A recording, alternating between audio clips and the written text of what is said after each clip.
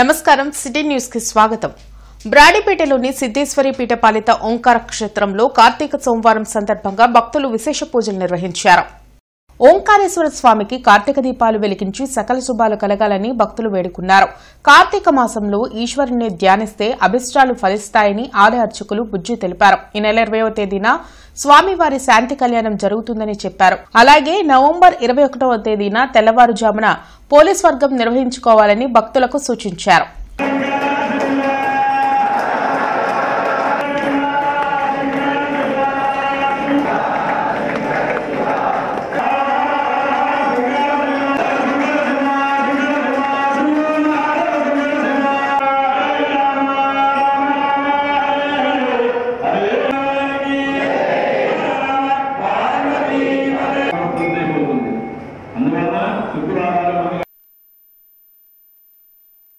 ఈ క్షేత్రంలో కార్తీక మాసం అత్యంత వైభవయుతంగా జరుగుతోంది.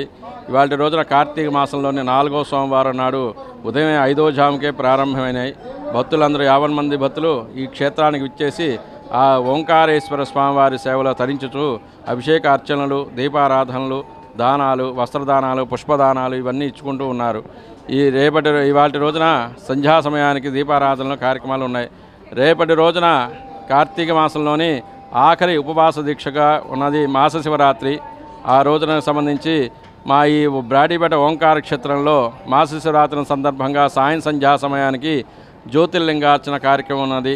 50 మంది భక్తులు ఈ బ్రాడీపేట ఓంకార క్షేత్రానికి విచ్చేసి ఆ జ్యోతిర్లింగార్చన కార్యక్రమంలో పాల్గొని స్వామివారి సేవలో తరించవలసిందిగా కోరుచున్నాము.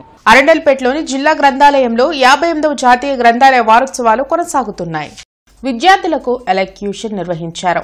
ఏఐ, సైబర్ సెక్యూరిటీ అంశాల్లో స్టూడెంట్స్ పాల్గొన్నారు. ఈ నెల 20 వరకు గ్రంథాలయ వారోత్సవాలు జరుగుతాయని ఉప గ్రంథాలయ అధికారి ఝాన్సీ లక్ష్మి తెలిపారు. 7th క్లాస్ వాళ్ళకి ఇప్పటి వరకు కాంపిటీషన్స్ అయిపోయినాయి. 7th, 8th, 9th, 10th వాళ్ళకి మధ్యాహ్నం జూనియర్ ఇంటర్ వాళ్ళకి కూడా ఇక్కడ కాంపిటీషన్స్ జరుగుతూ ఉన్నాయి. ఈరోజు పిల్లలు ఎంతో ఉత్సాహంగా పాల్గొన్నారు. అలాగే ఈవినింగ్ 5 గంటలకి కవి సమ్మేళనం ఉంది. 6 గంటలకు సాంస్కృతిక కార్యక్రమాలు ఉన్నాయి.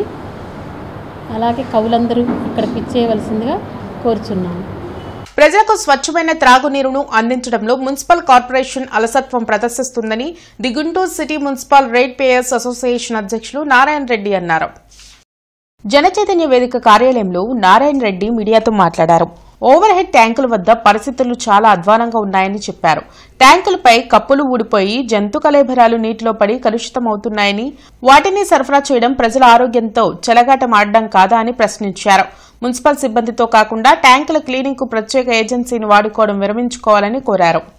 మంచినీటి సరఫరాలో అశ్రద్ధ వహించి ప్రజల ప్రాణాలకి భరోసా లేకుండా చెలగాటమాడటం భావ్యం కాదు.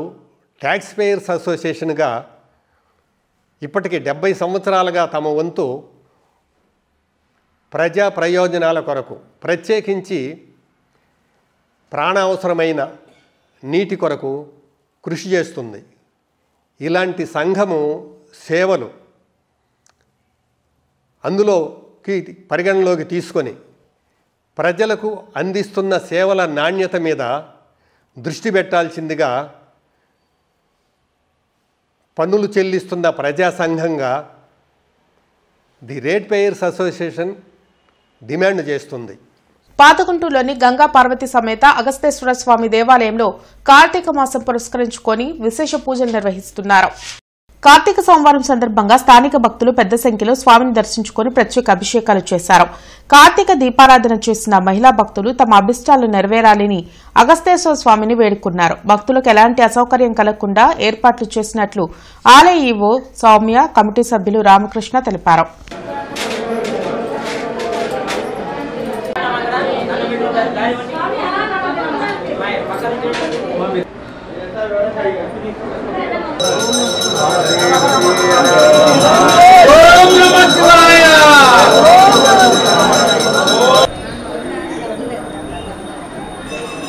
దేవస్థానానికి వివిధ భక్తులతో దేవస్థానం కిటకిటలాడిపోయిందండి. అలానే ప్రత్యేకంగా దీపాలు భక్తులకి ఎటువంటి ఇబ్బందులు అసౌకర్యం కలిగించకుండా ట్రస్ట్ బోర్డు సభ్యులు కానీ, డిప్యూటేషన్ స్టాఫ్ కానీ, దేవస్థానం స్టాఫ్ కానీ అన్ని వేళలా అందరికీ సహకారం అందించారండి. అలానే శానిటేషన్ సిబ్బందికి, అలానే డిప్యూటేషన్ స్టాఫ్కి మా కృతజ్ఞతలు తెలియజేసుకుంటా ఉన్నామండి. దేవాలయం తెరవటము, దేవాలయంలో అర్చనలు, అభిషేకాలు అన్నీ జరుగుతున్నాయి. సాయంత్రం పూట బిల్వార్చన, కుంకుమార్చన కూడా జరుగుతున్నవి. అలాగే రేపు మొన్న అన్నాభిషేకం జరిగింది. రేపు 23/11/2025 ఆదివారం నాడు భక్తుల యొక్క సహాయ సహకారంతో మహా అన్న సమారాధన కార్యక్రమం ఏర్పాటు చేయడం జరిగింది. అన్న సమారాధనకు భక్తులు కానీ, ఈవో కానీ, అలాగే పాలకవర్గం మొత్తం కూడా అన్ని రకాలుగా సహాయ సహకారం అందజేస్తూ ఈ కార్యక్రమాన్ని దిగ్విజయంగా చేయడం జరుగుతుంది. అలాగే ఈ అన్న సమారాధనకి భక్తులందరూ కూడా వేలాదిగా వచ్చేసేసి స్వామివారి ప్రసాదం స్వీకరించి స్వామివారికి కృపకు పాత్రగా కోరుతున్నాము. ఓం నమః శివాయ. ఎమ్మెల్యే బాలకృష్ణ మీద చేసిన రాజకీయ విమర్శలకు హిందూపురంలోని వైసీపీ కార్యాలయంపై దాడులకు పాల్పడడం హేయమైన చర్య అని మాజీ మంత్రి అంబటి రాంబాబు అన్నారు. టీడీపీ కార్యాలయంపై జరిగిన దాడి కేసును రీఓపెన్ చేసి అరెస్ట్ చేస్తున్న పోలీసులు హిందూపురంలోని వైసీపీ కార్యాలయంపై జరిగిన దాడిని ఎందుకు పట్టించుకోవడం లేదని మాజీ మంత్రి అంబటి రాంబాబు ప్రశ్నించారు. వైసీపీ కార్యాలయంపై దాడిని వ్యతిరేకిస్తూ లాడ్జి సెంటర్లోని అంబేద్కర్ విగ్రహం వద్ద నిరసన వ్యక్తం చేశారు. పోలీసులు టీడీపీ తొత్తులుగా మారారని అంబటి విమర్శించారు. అసెంబ్లీలో బాలకృష్ణ వివరించిన తీరు తప్పని ఎవరూ ఎందుకు చెప్పడం లేదని నిలదీశారు. కార్యక్రమంలో వైసీపీ నేతలు నూరి ఫాతిమా, అంబటి మురళి, ఇతర నాయకులు పాల్గొన్నారు. పోలీస్ డిపార్ట్మెంట్ కేవలం తెలుగుదేశం తొత్తులాగా వ్యవహరించేటటువంటి కార్యక్రమానికి వాళ్ళ దిగజారిపోయింది. వైసీపీ ఆఫీస్ మీద హిందూపురంలో దాడికి అసలు కారణం ఏంటి? ఎందుకు దాడి చేశారు? రాజకీయ విమర్శలు చేశాం. మా పార్టీకి సంబంధించిన వ్యక్తులు హిందూపురం ఉన్నటువంటి శాసనసభ్యుడైనటువంటి బాలకృష్ణ గారి మీద రాజకీయమైన విమర్శలు చేశాం. రాజకీయమైన విమర్శలు చేస్తే దాడులు చేస్తారా అని అడుగుతా ఉన్నా. ప్రజలకు ఇచ్చిన హామీలను అమలు చేయడంలో కూటమి ప్రభుత్వం విఫలమైందని సిపిఐ రాష్ట్ర కార్యదర్శి ఈశ్వరయ్య ధ్వజమెత్తారు. వ్యవసాయం, నిరుద్యోగ సమస్యలపై ఇచ్చిన వాగ్దానాలు ఏమయ్యాయని ప్రశ్నించారు. కొత్తపేటలోని సిపిఐ కార్యాలయంలో జిల్లా జనరల్ బాడీ సమావేశం జరిగింది. పార్టీ రాష్ట్ర కార్యదర్శి ఈశ్వరయ్యతో పాటు జాతీయ సమితి సభ్యులు ముప్పాల నాగేశ్వరరావు, జంగాల అజయ్ కుమార్, మాల్యాద్రి, అరుణ్ కుమార్, రావుల అంజిబాబు, ఇతర నాయకులు పాల్గొన్నారు. తాము అధికారంలోకి వస్తే స్మార్ట్ మీటర్లు బిగించమని చెప్పిన చంద్రబాబు ఇప్పుడు ముందే రీఛార్జ్ అనే కొత్త విధానంతో ప్రజల నడ్డి విరవాలని చూస్తున్నారని మండిపడ్డారు. పోరాడి సాధించుకున్న కార్మిక చట్టాలను కేంద్ర రాష్ట్ర ప్రభుత్వాలు నిర్వీర్యం చేస్తున్నాయని అన్నారు. పేదలకు ఇంటి స్థలంతో పాటు ఇళ్లు కట్టించి ఇస్తామని చెప్పిన మాట చంద్రబాబు మర్చిపోయారని నిలదీశారు. రాష్ట్రంలో అధికారంలో ఉన్నటువంటి కూటమి ప్రభుత్వం ప్రజలకు ఇచ్చినటువంటి వాగ్దానాలను అమలు చేయడంలో ఈరోజు వైఫల్యం జరుగుతూ ఉన్నది. చంద్రబాబు నాయుడు గారు ఇచ్చినటువంటి వాగ్దానాల్లో నిరుద్యోగ యువతకు సంబంధించి కానీ, విద్యారంగానికి సంబంధించి కానీ, వ్యవసాయానికి సంబంధించినటువంటి విషయంలో కానీ ఏ ఒక్కటి కూడా అమలు కానటువంటి పరిస్థితి కొనసాగుతూ ఉంది. రాష్ట్ర వ్యాప్తంగా పేద ప్రజలకు మేము అధికారంలోకి వస్తే 2 సెంట్లు పట్టణ ప్రాంతాల్లో, 3 సెంట్లు గ్రామీణ ప్రాంతాల్లో ఇంటి స్థలాలు ఇస్తామని చెప్పారు. కానీ 2 సంవత్సరాలు కావస్తా ఉన్నా ఇంతవరకు దానిపైన సీరియస్గా నిర్ణయం తీసుకుంది లేదు. పైగా దానికి కావాల్సిన బడ్జెట్లో కూడా కేటాయించినటువంటి పరిస్థితి ఒకవైపున కొనసాగుతుంది. ఈ 100 ఏళ్ల అనుభవాన్ని పురస్కరించుకొని భారతదేశ రాజకీయాల్లో, రాష్ట్ర రాజకీయాల్లో ఒక ప్రత్యామ్నాయ సామాజిక, రాజకీయ, ఆర్థిక విధానాలతో ముందుకు పోతుంది. సిపిఐ పార్టీని ప్రజలందరూ కూడా బలపరచాలని ఈ సందర్భంగా విజ్ఞప్తి చేస్తున్నాం. కొత్తపేటలోని శ్రీ బాల త్రిపుర సుందరి సమేత ఉమామహేశ్వర స్వామి దేవాలయంలో కార్తీక మాస పూజలు వైభవంగా జరుగుతున్నాయి. కార్తీక సోమవారం పురస్కరించుకుని వేకువజామునే భక్తులు ఆలయంకు వచ్చి దీపాలు వెలిగించి అభిషేకాలు చేశారు. కార్తీక మాసంలో ముక్కంటిని దర్శనం శుభకరమని ఆలయ అర్చకులు తెలిపారు.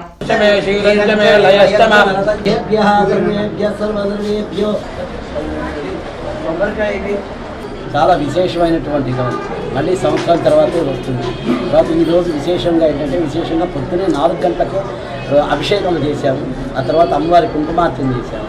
యాక్చువల్గా అయితే ప్రతి త్రయోదశికి సాయంత్రం నందికి ఈశ్వరుడికి ఏకకాలంలో అభిషేకం చేస్తారు. అనివార్య కార్యాల వల్ల ఈరోజు చేయటం లేదు, అది రేపటికి మార్చడం జరిగింది. రేపు సాయంత్రం 5:30 గంటల దగ్గర నుంచి విశేషమైన జనాదరణ ఉంది. గుడికి చక్కగా పూజలు చేయటము, శక్తి అపారమైన శక్తి ఉంది. ఏ కోరిక అనుకుంటే అది తప్పనిసరిగా జరుగుతుంది. కార్పొరేషన్ కార్యాలయంలో ప్రజా సమస్యల పరిష్కార వేదిక కార్యక్రమం జరిగింది. కమిషనర్ పులి శ్రీనివాసులతో పాటు ఇతర ఉన్నతాధికారులు ప్రజల నుంచి వినతులు స్వీకరించారు. ఆయా సమస్యల పరిష్కారంకు తగు చర్యలు తీసుకుంటామని భరోసా కల్పించారు. మస్తాన్ దర్గా సమీపంలోని పాత బట్టల బజార్లో ఉన్న వారి ఇళ్లు తీసేయాలని అధికారులు నోటీసులు ఇచ్చారని, వారికి తగు న్యాయం చేయాలని టీడీపీ నేత గంటా మౌలిక కమిషనర్ను కోరారు. అలాగే మరో 2 సమస్యలను కమిషనర్ దృష్టికి ఆమె తీసుకెళ్లారు. Mahatma Gandhi inner ring road phase 3లో road extension పేరుతో 300 మంది పేదల ఇళ్లు తొలగించారని, మరో చోట ఇళ్లు కట్టించిస్తామని చెప్పి పట్టించుకోవడం లేదని సిఐటియు నేత ఆది నికల్సన్ కమిషనర్ కు ఫిర్యాదు చేశారు. మనకి ఏదైతే Phoenix mall opposite Vaddigudem area ఉందో అక్కడ ఏరియాస్ అన్ని అక్కడ వాళ్ళ రెసిడెంట్స్ అందరూ కూడా 23rd డివిజన్కి చెందినవారు, కానీ వాళ్ళ ఓట్స్ అన్నీ కూడా 24th డివిజన్లో ఉన్నాయి. సో ఇలాంటి పరిస్థితులు ఏంటంటే ఎలక్షన్స్ వచ్చినప్పుడల్లా వీళ్ళు ఎటు వెళ్ళాలి ఏంటి అనేది అర్థం కాని పరిస్థితిలో ఉన్నారు. ఏ నాయకుడిని సంప్రదిస్తే వాళ్ళకి పరిష్కారం దొరుకుతుంది అనేది పెద్ద క్వశ్చన్ మార్క్గా మిగిలిపోయింది. సో అందుకని వాళ్ళని ఒక వార్డుకి పరిమితం అయ్యేలాగా ఎలా అయితే వాళ్ళు 23rd వార్డు రెసిడెంట్స్ వాళ్ళని 23rdలోనే వాళ్ళ ఓటు కూడా ఉండేలాగా షిఫ్ట్ చేయమని రిక్వెస్ట్ చేయడం జరిగింది. అండ్ మూడవది మనకి ఎస్పీ గారి ప్రజాప్రతినిధులు 3 నెలల్లో మీరు ఇల్లు కట్టించిస్తాము, మీరు వెళ్ళిపోండి అని అక్కడ జగనన్న పేరేచలందు జగనన్న కాలనీ నందు ప్లేస్ మాత్రం చూపించారు. కానీ ఇప్పటికీ 7 నెలలు అయినా కానీ ఇంటి నిర్మాణం జరగలేదు. వీళ్ళంతా నిరుపేదలు, ఏ రోజుకి ఆ రోజు పని చేసుకొని పూట గడిపేవాళ్ళు, కానీ ఇల్లు కట్టుకునే స్థాయి లేదు. కాబట్టి వెంటనే వారికి ఇల్లు నిర్మాణం చేసి ఇవ్వాలని మేము సిపిఎం పార్టీగా డిమాండ్ చేస్తున్నాము. కానీ ఆ ఇచ్చిన పట్టాలలో కూడా ఒకే పట్టాకు 2-3 పేర్లు ఉన్నాయి. అవి సరిచేస్తామని కమిషనర్ గారు చెప్పి ఉన్నారు. అందుకని అవన్నీ జిరాక్స్ తీసుకొని కమిషనర్ గారికి ఇవ్వడానికి ఈరోజు మేము కమిషనర్ గారికి వచ్చాము. కాబట్టి వెంటనే ఆ పేదలకు ఇల్లు నిర్మాణం పూర్తి చేసి ఇవ్వాలని మేము డిమాండ్ చేస్తున్నాం. అరండల్పేటలోని గంగా మీనాక్షి సమేత సోమసుందర స్వామి దేవాలయంలో కార్తీక సోమవారాన్ని ఘనంగా నిర్వహించారు. ఆలయ ప్రాంగణంలో కార్తీక దీపాలు వెలిగించిన భక్తులు స్వామికి విశేష అభిషేకాలు చేశారు. హరనామ స్మరణతో ఆలయ ప్రాంగణం మార్మోగింది.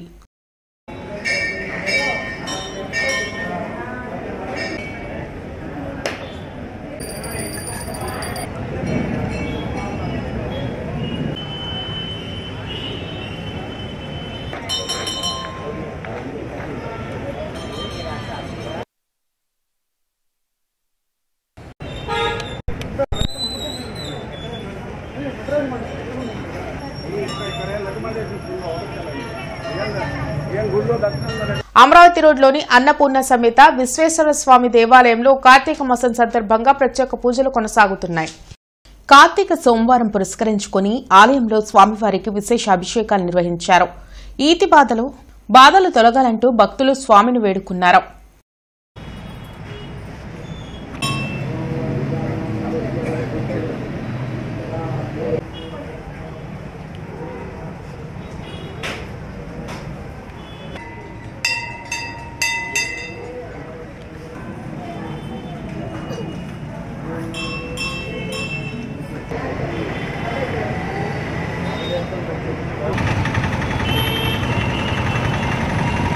ఆరగ్రహారంలోని గంగా భ్రమరాంబ సమేత మల్లేశ్వర స్వామి దేవస్థానంలో కార్తీక సోమవారాన్ని వైభవంగా నిర్వహించారు. కార్తీక దీపాలు వెలిగించిన భక్తులు స్వామికి ప్రత్యేక అభిషేకాలు చేశారు.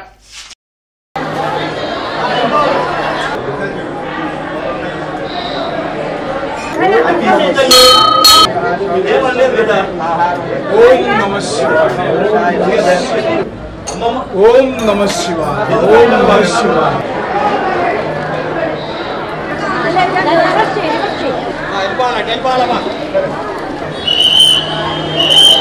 ఇవి ఇప్పటివరకున్న వార్తా వివరాలు. మరికొన్ని వార్తా విశేషాలతో మళ్ళీ కలుద్దాం. అంతవరకు సెలవు. నమస్కారం.